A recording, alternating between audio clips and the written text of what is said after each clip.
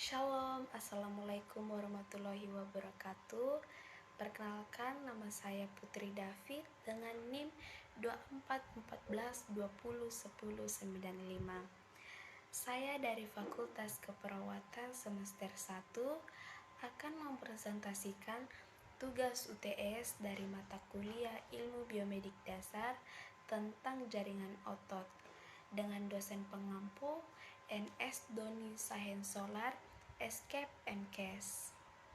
Jadi pengertian dari jaringan otot itu adalah salah satu dari 4 jenis jaringan dasar dalam tubuh hewan, beserta jaringan epitel, jaringan ikat, dan jaringan saraf. Jaringan ini berfungsi untuk menghasilkan gerakan melalui kontraksi. Adapun tipe-tipe utama jaringan otot. Tipe yang pertama adalah otak skeletal atau gerak sadar. Terkait dengan tulang dan berfungsi untuk gerakan tubuh, otot ini memiliki serat yang panjang dan bersifat lurus. Tipe yang kedua, otot jantung atau otot tak sadar.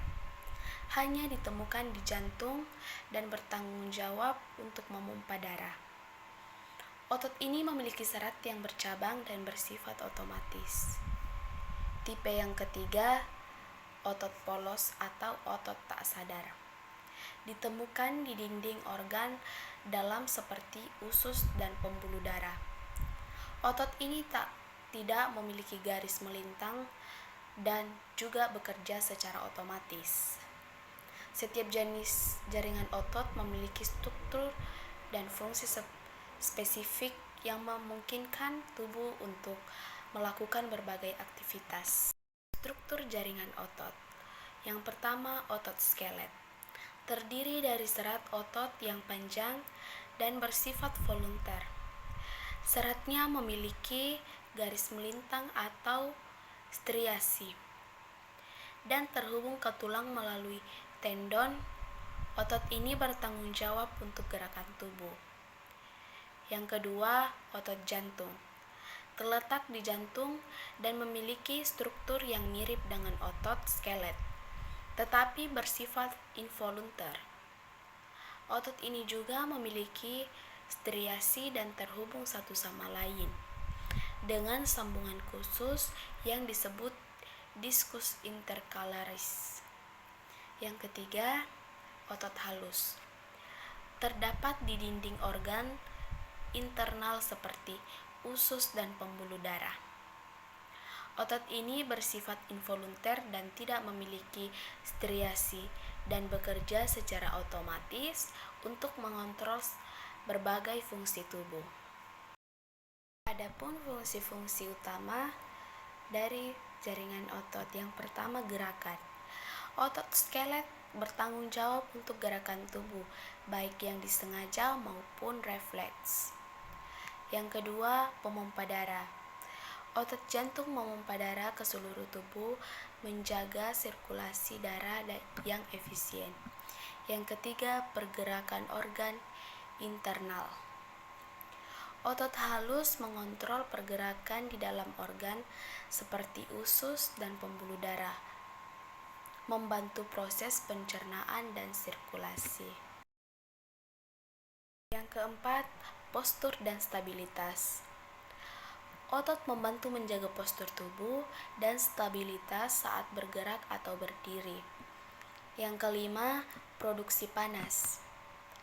Otot menghasilkan panas sebagai produk sampingan dari kontraksi, membantu menjaga suhu tubuh. Yang terakhir, penyimpanan nutrisi.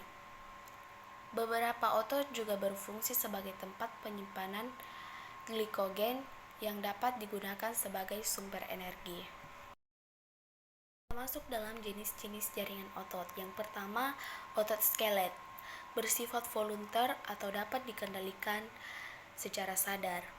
Terdiri dari serat panjang dengan striasi atau garis melintang, terhubung ke tulang dan berfungsi untuk gerakan tubuh. Yang kedua, otot jantung. Terletak di jantung dan bersifat involunter atau tidak dapat dikendalikan secara sadar. Memiliki striasi dan terhubung dengan diskus interkalaris yang memungkinkan kontraksi yang terkoordinasi berfungsi memompa darah ke seluruh tubuh. Yang terakhir, otot halus terletak di dinding organ-organ internal seperti usus dan pembuluh darah. Bersifat involunter dan tidak memiliki striasi, berfungsi untuk mengontrol pergerakan organ dan proses-proses fisiologis di dalam tubuh. Di sini saya mengambil kesimpulan, makalah tentang jaringan otot mencakup beberapa poin penting. Jaringan otot terdiri dari 3 jenis utama, yaitu otot polos, otot jantung, dan otot rangka. Masing-masing memiliki struktur dan fungsi yang berbeda. Otot polos ditemukan di organ internal dan berfungsi secara involunter, sedangkan otot jantung hanya terdapat di jantung dan juga bekerja secara involunter. Terima kasih.